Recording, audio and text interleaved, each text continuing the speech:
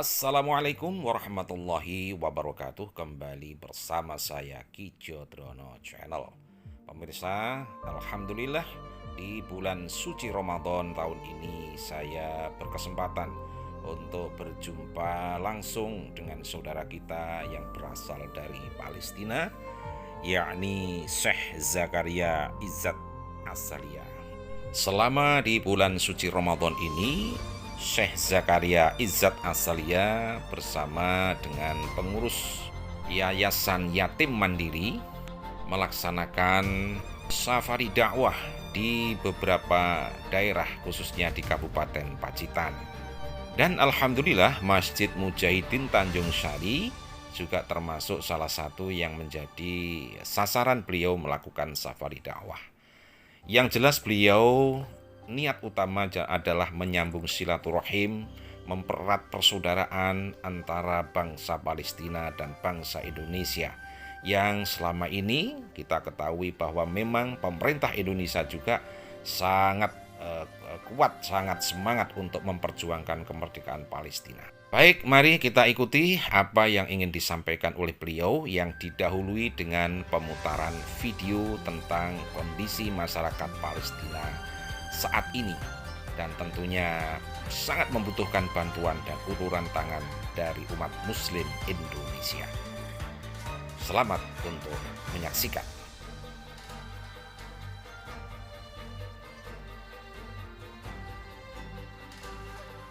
Pemirsa, kondisi saat ini masih sangat memprihatinkan kondisi bangsa dan rakyat Palestina. Mereka rata-rata hidup di bawah garis kemiskinan karena kondisi sosial, ekonomi, dan politik yang sangat tidak stabil. Jelas itu semua karena adanya gangguan dan invasi yang dilakukan oleh bangsa Israel kepada bangsa Palestina, yang terang-terangan mereka ingin menguasai seluruhnya dari wilayah Palestina. Oleh sebab itu tentu ini membutuhkan perjuangan yang luar biasa dari bangsa Palestina, dan sangat berharap adanya partisipasi, doa, dan simpati dari rakyat Indonesia demi kemerdekaan bangsa Palestina. Dan alhamdulillah bantuan, uluran tangan, sedekah dari saudara-saudara kaum muslimin khususnya di Indonesia selama ini sudah bisa memberikan sedikitlah bantuan untuk menghindarkan bangsa Palestina, rakyat Palestina dari kelaparan yang berkepanjangan. Memang masih sangat jauh dari kehidupan layak karena memang infrastruktur yang sangat rusak akibat dari serangan rudal-rudal dari bangsa Israel. Oleh sebab itu, sekali lagi, uluran tangan, simpatik, doa dari masyarakat Indonesia untuk bangsa Palestina sangat-sangat diharapkan. Itulah sekelumit yang bisa saya tangkap dari video yang diputar untuk disaksikan oleh para jamaah pada kesempatan itu. Oleh sebab itu, akan kita ikuti nanti setelah pemutaran video ini juga akan ada tausiah, juga istilahnya unek-unek yang akan disampaikan oleh Ustadz Syekh Zakaria Izzat Asalia dari Palestina kepada bangsa Indonesia. Baiklah pemirsa, mari kita ikuti dengan seksama pidato beliau, Syekh Zakaria Izzat Asalia dari bumi Palestina untuk Indonesia. Terima kasih.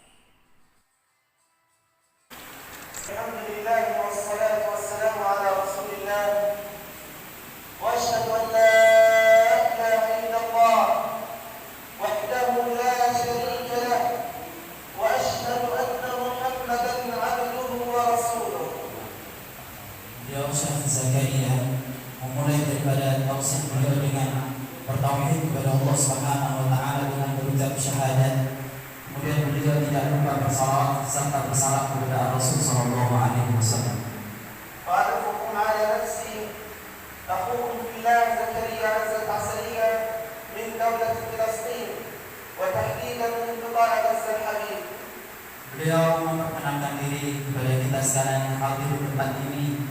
Nama beliau adalah Syekh Zakaria Izzat Asadiyah. Beliau datang dari negeri Palestina khususnya dan tepatnya dari kota Gaza. وبعد أيها الإخوة المباركون فنحن الآن نعيش في شهر رمضان هذا الشهر العظيم المبارك. Ketahuilah ma'asyiral hadirin, saat ini kita berada di tengah-tengah daripada bulan Ramadan, bulan yang azim, bulan yang agung yang diagungkan oleh Allah Subhanahu wa taala serta diberkahi. هو شهر نزول القرآن الكريم. قال الله تعالى: شهر رمضان الذي أنزل فيه القرآن. Di dalam bulan Ramadan ini, ma'asyiral hadirin, Allah Subhanahu wa taala menurunkan daripada segenap kitab sucinya Al-Qur'anul Karim, sebagaimana beliau menurut daripada salah satu ayat Al-Qur'an bulan Ramadan, di mana Allah Subhanahu wa taala menurunkan Al-Qur'an-Nya. لذلك كان النبي صلى الله عليه وسلم يبشر أصحابه رضوان الله عليهم عند حلوله. Dahulu oleh karenanya Rasul sallallahu alaihi wasallam senantiasa memberikan kabar gembira kepada segenap sahabat-sahabat mulia beliau tatkala mereka semua memulai daripada memasuki bulan suci Ramadan. فعن أبي هريرة رضي الله عنه قال: قال رسول الله صلى الله عليه وسلم: أتاكم شهر رمضان شهر مبارك. Di dalam salah satu hadis Rasul sallallahu alaihi wasallam bersabda di hadapan para seluruh sahabat-sahabat mulia beliau, Nabi sallallahu alaihi wasallam bersabda, wahai para sahabat, ketahuilah saat ini telah datang di hadapan kalian bulan yang agung, bulan Ramadan, di mana Allah Subhanahu wa taala menurunkan daripada Al-Qur'an. فرض الله عليكم صياما تفتح فيه أبواب السماء وتغلق فيه أبواب الجحيم وتغل فيه مردة الشياطين. Ketahuilah di dalam bulan Ramadan ini Allah Subhanahu wa taala memerintahkan dan mewajibkan kita semuanya untuk berpuasa di siang hari Ramadan. Di bulan Ramadan ini Allah Subhanahu wa taala membuka seluruh daripada pintu-pintu langit, pintu-pintu surga, serta Allah Subhanahu wa taala menutup rapat-rapat daripada sekian banyak pintu-pintu api neraka. Di dalam bulan Ramadan ini, ma'asyiral muslimin, Allah Subhanahu wa taala membelenggu daripada syaitan-syaitan terkutuk, musuh utama daripada Bani Adam. فيه ليلة خير من ألف شهر من حرم خيرها فقد حرم. Di dalam bulan Ramadan ini Allah Subhanahu wa taala menyediakan satu malam di mana malam tersebut lebih baik daripada malam 1000 bulan. Barang siapa yang mendapati malam Lailatul Qadar, kemudian Allah Subhanahu wa taala tidak memberikan kebaikan baginya saat itu, maka ketahuilah seumur hidupnya ia tidak akan pernah mendapatkan kebaikan dari Allah Subhanahu wa taala. ففي هذا الشهر المبارك الأجر مضاعف والعمل مرفوع والدعاء مستجاب. Bulan ini bulan yang dipenuhi keberkahan oleh Allah Ma'asyiral muslimin, di mana seluruh amal ibadah kita akan dilipat gandakan oleh Allah Subhanahu wa taala. Amal ibadah kita akan dihaturkan dan dihadapkan kehadiran Allah Subhanahu wa taala, dan di mana seluruh dosa-dosa akan diampuni. ولنكن يد واحدة ومجتمع إسلامي واحد، لا نترك ولا ننسى إخواننا في فلسطين، إخواننا في القدس والمسجد الأقصى. Ketahuilah, untuk menyambut daripada bulan suci Ramadan ini, kita memohon kepada Allah Subhanahu wa taala untuk sama-sama kita mempererat, menyatukan daripada visi-misi kita dalam tali ikatan Islam dan keimanan. Kita tidak pernah meninggalkan dan lupa akan perjuangan daripada saudara-saudara kita yang ada di negara Palestina, khususnya mereka-mereka yang berdiri tegak membela daripada kedaulatan dan kesucian daripada Masjidil Aqsa. فالمسجد الأقصى مسجد عظيم مبارك له مكانة عالية في نفوس المؤمنين ومنزلة رفيعة. Ketahuilah ma'asyiral muslimin, Masjidil Aqsa adalah masjid yang diberkahi oleh Allah Subhanahu wa taala serta diagungkan oleh Allah Subhanahu wa taala. Masjidil Aqsa mempunyai nilai histori tinggi di hati setiap para muslimin dan muslimat, dan Allah Subhanahu wa taala telah mengangkat derajat serta meluhurkan daripada Masjidil Aqsa. وقد خصه الله بفضائل وخصائص عظيمة. Allah Subhanahu wa taala telah mengkhususkan dan mengistimewakan Masjidil Aqsa dengan sekian banyak daripada kekhususan. قال الله تعالى في سورة الإسراء: سبحان الذي أسرى بعبده ليلا من المسجد الحرام إلى المسجد الأقصى الذي باركنا حوله لنريه من آياتنا إنه هو السميع البصير. Beliau menukil daripada surat Al-Isra, di mana inti daripada arti surat Al-Isra ayat pertama adalah Allah Subhanahu wa taala bercerita bahwasanya Allah Subhanahu wa taala mengisrakan daripada nabinya Rasul sallallahu alaihi wasallam satu malam melalui daripada Masjidil Haram ke Masjidil Aqsa, di mana Masjidil Aqsa ini adalah tempat yang diberkahi oleh Allah Subhanahu wa taala. Dengan keberkahan tersebut Allah Subhanahu wa taala memberkahi juga negara-negara di sekeliling daripada Masjidil Aqsa. فهو مسجد مبارك وما حوله مبارك. Masjidil Aqsa ini tempat yang diberkahi dengan Allah Subhanahu wa taala. Begitu penuh keberkahan Allah Subhanahu wa taala di Masjidil Aqsa hingga akhirnya meluber ke tempat-tempat atau negara-negara sekitar Masjidil Aqsa. هو أيضا مسجد مقدس. قال الله تعالى على لسان سيدنا موسى عليه السلام: يا قوم ادخلوا الأرض المقدسة التي كتب الله لكم ولا ترتدوا على أدباركم فتنقلبوا خاسرين.